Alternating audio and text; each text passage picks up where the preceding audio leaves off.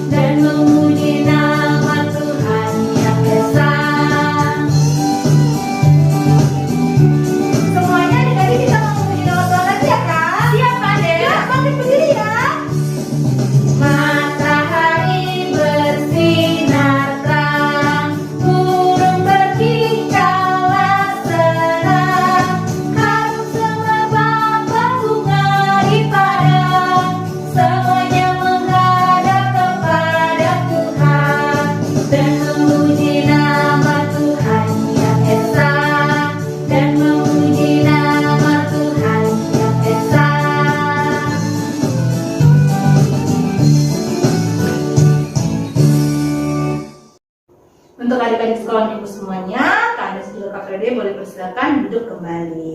Hari ini kita mau masuk ke dalam doa pembukaan dan Kak Andes dan juga Kak Frede minta untuk adik-adik semuanya lipat tangannya, tutup matanya, kita mau bersatu di dalam doa.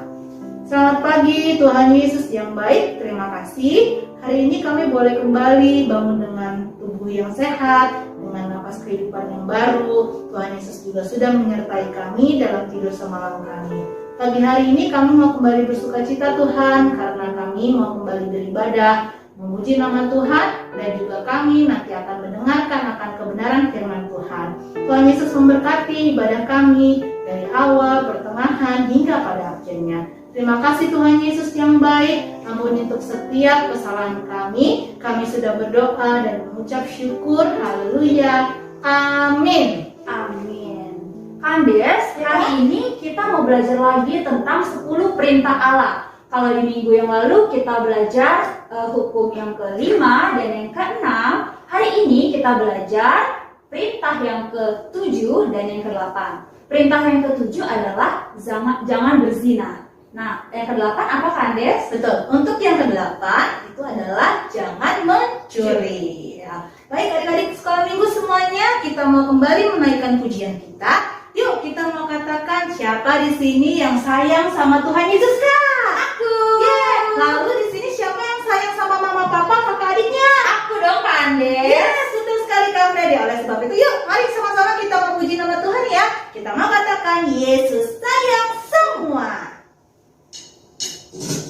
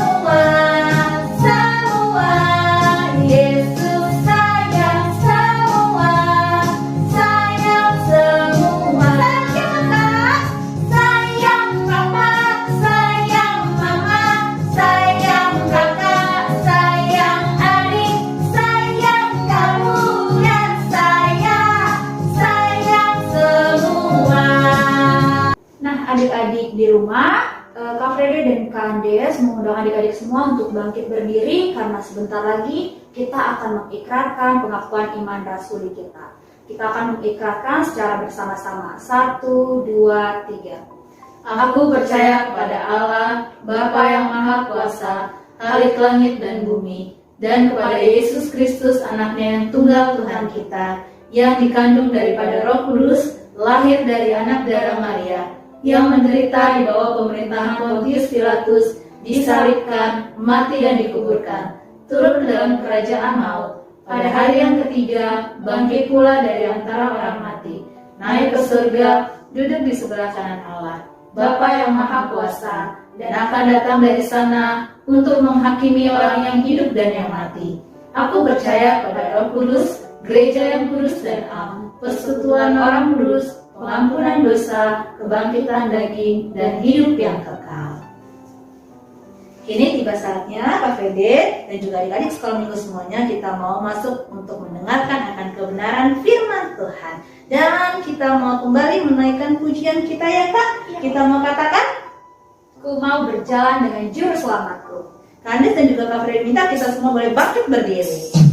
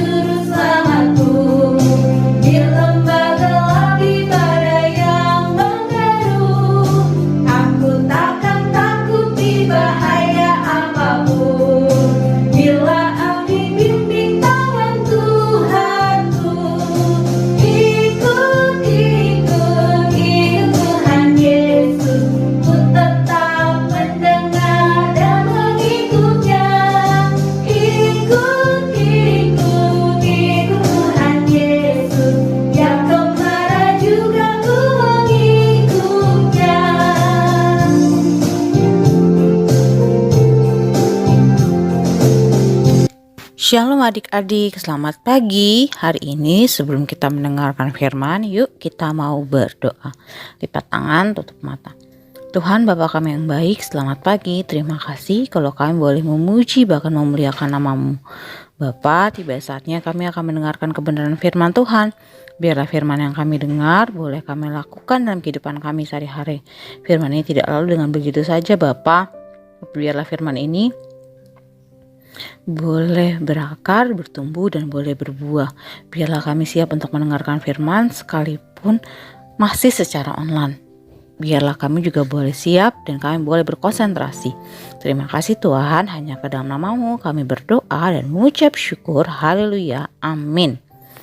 Nah adik-adik, hari ini KPT mengucapin makasih banget buat adik-adik remaja yang sudah memberikan fotonya, memberikan apresiasinya kepada kakak-kakak dengan mengirimkan foto ketika kakak-kakak sedang mengajar, dan itu salah satu bentuk absensinya.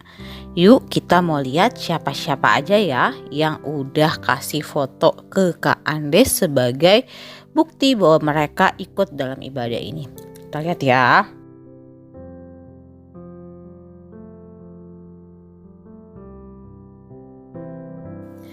Nah adik-adik, ternyata kakak juga sedih karena gak semuanya kasih respon memberikan absensi. KPT harap minggu ini adik-adik bisa ikut apresiasi ya, ikut apresiasi kakak-kakaknya sekolah minggu dengan memberikan mengirimkan foto kepada kakak-kakak bahwa kalian memang ikut beribadah. Adik-adik, tema minggu kita hari ini adalah sama seperti Adam. Kita mau ayatnya dari Kejadian 3. Ayat hari ini Kejadian 3 ayat 4 sampai 8. Kejadian 3 ayat 4 sampai 8 yang isinya, tetapi ular itu berkata kepada perempuan itu, sekali-kali kamu tidak akan mati. Tetapi Allah mengetahui bahwa pada waktu kamu memakannya, matamu akan terbuka dan kamu akan menjadi seperti Allah, tahu tentang yang baik dan yang jahat. Perempuan itu melihat bahwa buah pohon-pohon itu baik untuk dimakan dan sedap kelihatannya.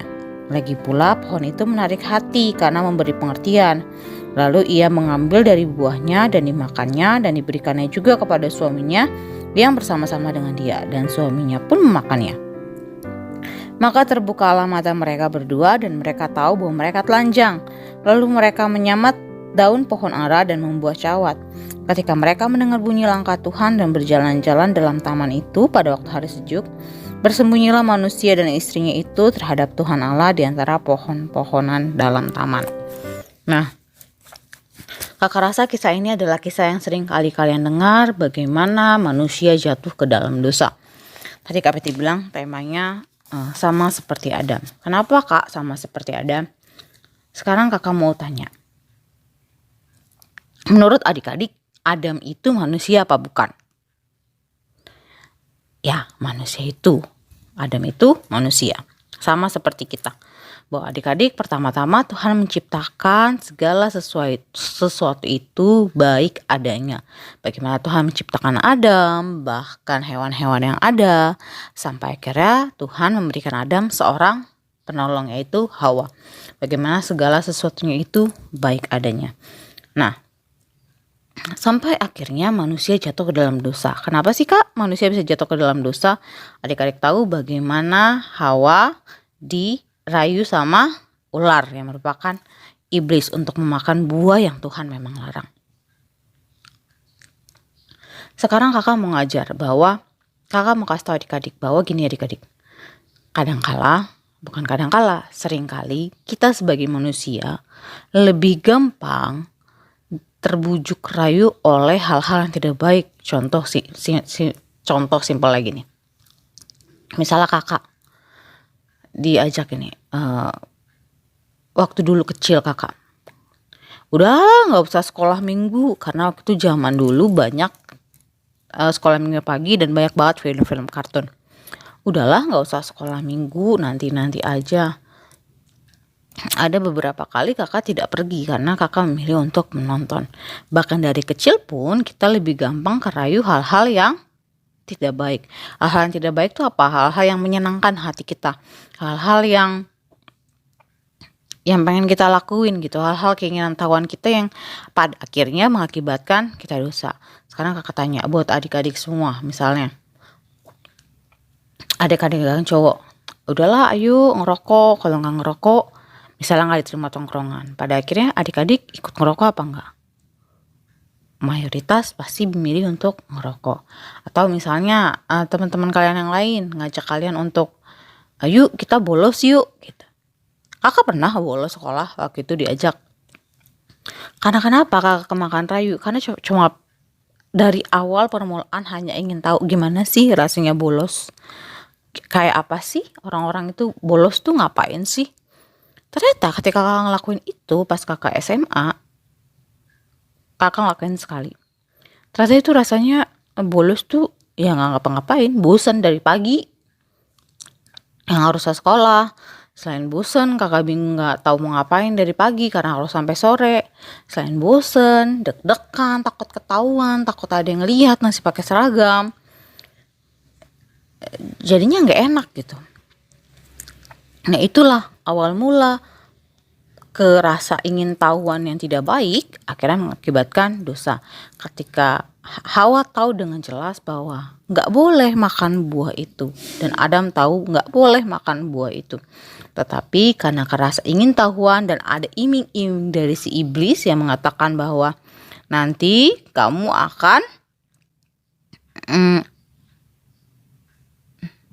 akan tahu mengenai hal yang baik dan hal yang jahat. Akhirnya mereka pun tergoda. Sama seperti kita seringkali tergoda. Enggak cuma dari anak kecil, kalian bahkan orang dewasa pun seringkali tergoda untuk melakukan hal-hal yang mendukakan hati Tuhan. Nah, pertanyaannya adalah ketika kita melakukan hal tersebut, ketika kita terayu untuk melakukan hal tersebut, efeknya kayak gimana sih kalau adik-adik nih setelah terayu untuk udahlah misalnya nggak usah ngerjain PR, efeknya kayak gimana sih? Apakah biasa aja atau ada ngerasa perasaan bersalah atau gimana? Biasanya pertama kali kita melakukan hal itu ada ngerasa bersalah, kayak kakak ngerasa bersalah kayak, duh kenapa ya gue ngelakuin ini gitu. Awal mulanya pasti kayak gitu. Tapi lama-lama kalau kita terus-terusan lakuin, rasa bersalah itu akhirnya jadi rasa yang biasa aja. Karena kenapa hal itu sudah biasa dan udah lama kali kita lakukan.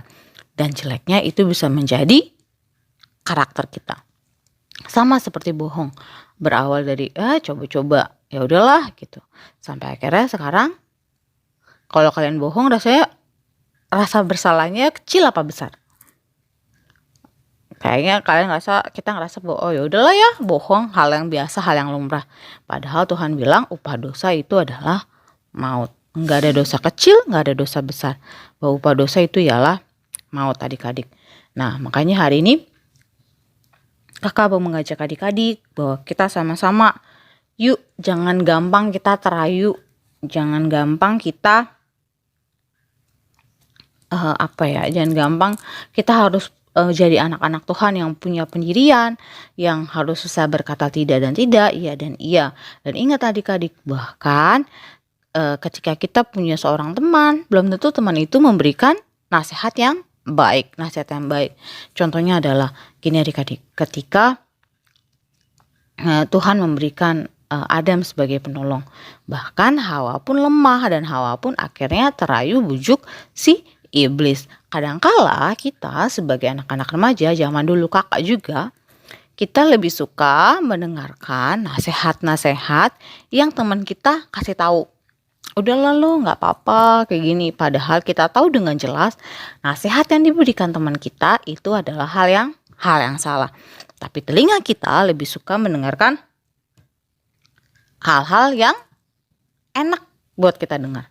Makanya kadang-kadang, dan bukan kadang-kadang, kita harus lebih bijak dalam memilih teman. Kita harus lebih bijak dalam memilih setiap masukan-masukan yang teman-teman kita berikan.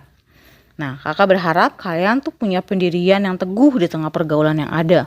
Mau berkata tidak kepada rokok, mau berkata tidak kepada seks bebas, mau berkata tidak kepada drugs, kalian mau berkata tidak untuk hal-hal yang tidak baik.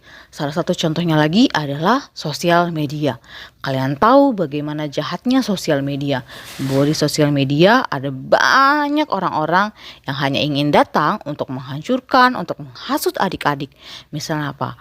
Hal-hal yang tidak baik. Akhirnya kalian bertemu dengan seseorang yaitu akhirnya membawa kalian menjadi tidak baik. Tidak baiknya apa kak?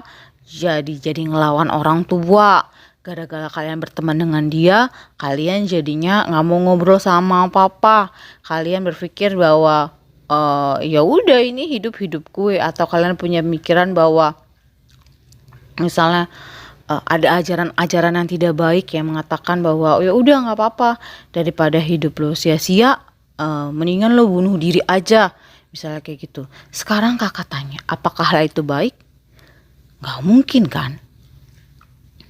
Apa yang Tuhan kasih, kalau itu datangnya daripada Tuhan, kalau teman kamu itu datangnya daripada Tuhan, pasti itu akan membawa kebaikan. Pasti kalian gak akan jadi anak yang ngelawan orang tua. Makanya kalian juga harus berhati-hati dalam menggunakan sosial media. Kalian harus saring baik-baik. Bener gak nih teman-teman online? Apalagi sekarang tuh ada aplikasi-aplikasi yang buat cari-cari pasangan. Buat kenapa sih ngelakuin itu ya? Buat teman-teman ngobrol. Kakak sih gak jadi masalah gitu kalau kalian ngelakuin hal itu buat sekadar teman ngobrol.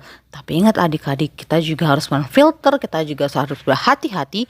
Bagaimana kita gak tahu loh mereka jahatnya gimana, kita gak tahu loh ada maksud apa mereka ngelakuin hal itu. Jadi dalam hal ini kita juga harus hati-hati karena begitu banyak godaan. Godaan nggak? Sosial media itu termasuk godaan. Godaan. Nah, bujuk rayunya si iblis, kalau dulu melalui ular dibisik-bisikin, kalau sekarang tuh salah satu contoh godaannya adalah si sosial media. Salah satu bentuk godaan si iblis misalnya kalian bolos. Salah satu bentuk godaan lain itu misalnya ngerokok. Salah satu bentuk godaan lain misalnya oke lah kita ngebut-ngebutan atau lebih pilih tongkrongan daripada ke gereja atau ke sekolah minggu. Nah, itu adalah salah satu bentuk godaan. Bagaimana supaya kita bisa melawan godaan tersebut? Yang pertama, kalian harus punya waktu yang lebih banyak bersama-sama dengan Tuhan, yaitu saat teduh. Dan ingat adik-adik, KPT ingetin sekali lagi, bahwa upah dosa itu ialah maut di dalam Roma 3 ayat 23. Tuhan udah bilang kalau upah dosa itu ialah maut. Tapi ingat, ada kabar baiknya.